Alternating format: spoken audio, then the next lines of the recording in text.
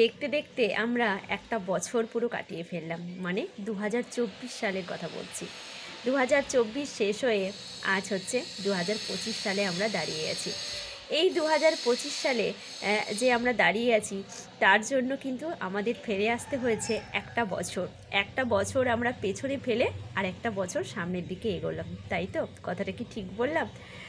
তো যাই হোক, তো আজকে আমার আলোচনার টপিক হচ্ছে নতুন বছর আর পুরনো বছর, মানে কার কি কেমন কাটছে বা কি হচ্ছে, এই সব নিয়ে আমার কিছু মনের কথা তোমাদের সাথে আজকে আমি শেয়ার করব। 2024 সাল অনেকের জীবনে হয়তো অনেক খারাপ সময় গেছে, আবার অনেকের জীবনে অনেক ভালো সময়ও গেছে।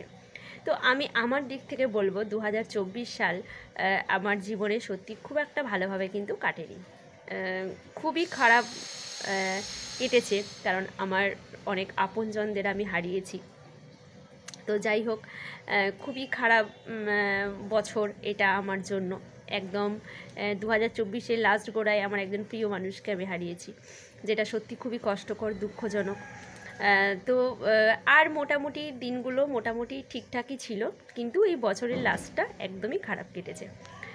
আর সেভাবে বলতে গেলে যে খুব ভালো কেটেছে দিনটা, সেমনটা কিন্তু নয়।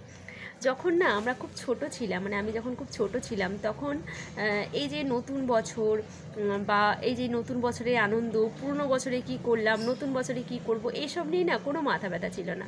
কি করে বড় হয়ে গেছি, কি করে স্কুল জীবন পেরিয়ে কলেজ জীবন পেরিয়ে কি করে বিয়ের লাইফে ঢুকে গেছি, সত্যি কিন্তু জানি না। মানে চোখের নিমেষের মধ্যে এই দিনগুলো হয়ে গেছে। কিন্তু এখন এখন কিছুই যেন ভালো লাগে না। মনে হয় যেন কি করে একটার পর একটা দিন চলে যাচ্ছে, একটার পর একটা বছর চলে যাচ্ছে, মাসের পর মাস কাটিয়ে ফেলছি, কিন্তু সেই যে আনন্দটা না মনের মধ্যে, সেই যে ছোটোবেলার যে আনন্দটা, ছোটোবেলার যে সেই প্রাণোচ্ছলতা, সেটা যেন কোথায় দিনকে দিন হারিয়ে যাচ্ছে। তো পুরোনো বছর যখন আমরা কাটাই, মানে যখন 2023 সালটা কাটি, যখন 24-এ পা দিলাম, তখন না খুব মন খারাপ হতো, দেখতে দেখতে একটা বছর কী করে চলে গেল। তো এটা ভেবে না আরও আমার বেশি কষ্ট হয় যে একটা বছর তো চলে যাচ্ছে, মানে 2024-এর পরে 2025 আসবে, 25-এর পরে আবার 2026 আসবে। তো এই যে ধারাপাত অনুযায়ী যে বছরের যে পরিবর্তনটা হচ্ছে, যে একটার পর একটা বছর যে এগিয়ে যাচ্ছে না, আমার সত্যি একটা কথা ভেবে খুবই কষ্ট হয়, খুবই দুঃখ হয়, যেটা হচ্ছে বয়স বেড়ে যাচ্ছে, তাই না? আমার বাবা মা, তাদের এক এক দিন করে বয়স বেড়ে যাচ্ছে, এক এক বছর করে বয়স বেড়ে যাচ্ছে।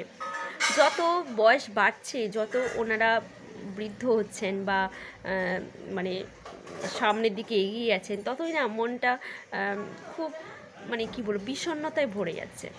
যে স্বাভাবিক ব্যাপার, একটা মানুষের যখন বয়স হয় তখন নানা রকম চিন্তাভাবনা মনের কাছে আসে।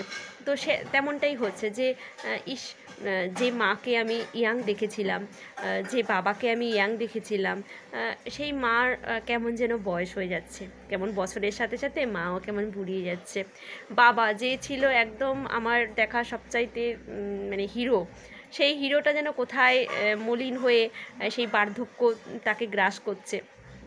সর্বোপরি বলবো, সবারই কিন্তু বয়স বাড়ছে, এটা ভেবে খুব কষ্ট লাগছে যে আর ওই আমার মাকে তো আর সেই ইয়াং দেখতে পাবো না, বা আমার মানে দাদাকে ইয়াং দেখতে পাবো না, আমার ভাই, মানে আমি নিজেকে, সব থেকে বড় কথা হচ্ছে আমি নিজেকে সেই ইয়াংটা দেখতে পাচ্ছি না। একটা বছর এগিয়ে যাচ্ছে, একটা তেমনি আমাদের বয়সও কিন্তু ধাপে ধাপে এগিয়ে যাচ্ছে। বয়স তো আর থেমে থাকছে না, বছর এগোচ্ছে, বয়স এগোচ্ছে। তো এটাই ভেবে খুব কষ্ট লাগছে যে সত্যি সেই মানুষের সেই রূপ যৌবন এসব আর কিচ্ছু থাকবে না, বয়সের সাথে সাথে, বছরের সাথে সাথে সবটাই কিন্তু এগিয়ে যাচ্ছে দ্রুত গতিতে, এমনকি দ্রুত গতিতে এগিয়ে যাচ্ছে। কারণ একটা দিনের পরে কী করে, দিনের পরে কী করে রাত চলে আসছে, মানে কাজ করছি, আর কাজ করার ফাঁকে ফাঁকেই কিন্তু রাত হয়ে যাচ্ছে, আবার রাতের পরে রাতে ঘুমিয়ে পড়ছি, সকাল হয়ে যাচ্ছে, মানে খুব দ্রুত গতিতে দিনটা এগিয়ে যাচ্ছে। এইরকমভাবে দ্রুত গতিতে দিন এগোচ্ছে, মাস এগোচ্ছে, বছর এগোচ্ছে, তেমনি দ্রুত গতিতে আমাদের বয়সও এগোচ্ছে। এই তো মনে হলো সেদিন আমি আমার ছোট্ট মেয়েটার জন্ম দিলাম। সেই ছোট্ট মেয়েটা আস্তে আস্তে আস্তে আস্তে ও বড়ো হয়ে যাচ্ছে। বড় হতে হতে আজ ক্লাস 1-এ পড়ে ও, আবার সামনের বছর এই বছরই ক্লাস 2 হয়ে যাবে। এইটা ভেবে খুব খারাপ লাগছে, ওর ছেলেবেলাটা মিস করব। বয়সের মানে বছর যত এগোচ্ছে তত ওর বয়স যত এগোচ্ছে তত ও সামনের দিকে এগিয়ে যাচ্ছে, তাই ওর ছোটোবেলাটা মিস করব। মায়ের ওই যে রূপটা, ওই যে সুন্দর একটা মাকে একটা ছবি দেখেছিলাম, ওই যে মা যে কতটা ইয়াং, কতটা সুন্দর, মায়ের মধ্যে সেই বার্ধক্যের ছাপটা দেখতে পাবো। বাবা যে কত ইয়াং, কত সুন্দর, কত মিষ্টি ছিল, সেটা দেখতে পাবো না আর। মানে এইগুলো ভেবে না সত্যি খুব কষ্ট লাগে। জানি না আমার মতন কার এইরকম কষ্ট হয়। তো আমার এই ধরনের কষ্টগুলো আমি ফিল করি। এই যে আমি আজ ধরো একটা বছর পেরিয়ে গেল, আমার বয়সও একটা বছর পেরিয়ে গেল, আমি অনেকটা মানে বার্ধক্যের দিকে এগিয়ে যাচ্ছি। জানি এখন বার্ধক্য আসতে এখনও আমার অনেক দেরি, কিন্তু তাও একটা বছর হয়ে যাচ্ছে, তো আমার বয়সটাও বেড়ে যাচ্ছে। সেই আগের চেহারাটা আমার আর থাকছে না, চামড়ায় ভাঁজ আসছে, পিম্পলস আসছে, ট্যান পড়ছে, তাই না? এইগুলো ভেবে খুব কষ্ট লাগে যে বছরের নিয়মে এগিয়ে যাচ্ছে, সময়ের নিয়মে এগিয়ে যাচ্ছে, কিন্তু এটাকে মেনে নেওয়া না সত্যি খুব মানে খুব কষ্টকর। মানে আমি এটা ফিল করি যে বছরের সাথে সাথে মানুষও এগিয়ে যাচ্ছে ঠিকই, কিন্তু সেই যে ফেলে আসছি যে বছরগুলোকে, সেই দিনগুলোকে যে ফেলে আসছি, সেই দিনগুলোকে আর কখনো ফেরত পাবো না। সেই যে আমার মেয়ের ছোটোবেলাটাকে কখনো ফেরত পাবো না, সেই মায়ের যে যৌবনবেলাটা সেটা কখনো ফেরত পাবো না।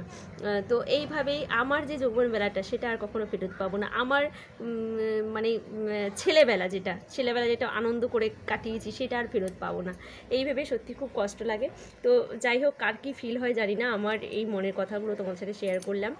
তোমাদের নতুন বছর খুব ভালো কাটুক এবং সবাই যে যার মনের ইচ্ছা যেগুলো 2024-এ পূরণ করতে পারোনি, সেগুলো যেন 2025-এ সব কিছু ফুলফিল হয়। তো এ কথাই বলবো, 2025টা সবার জন্য যেন ভালো কাটুক। ভালো থাকবেন।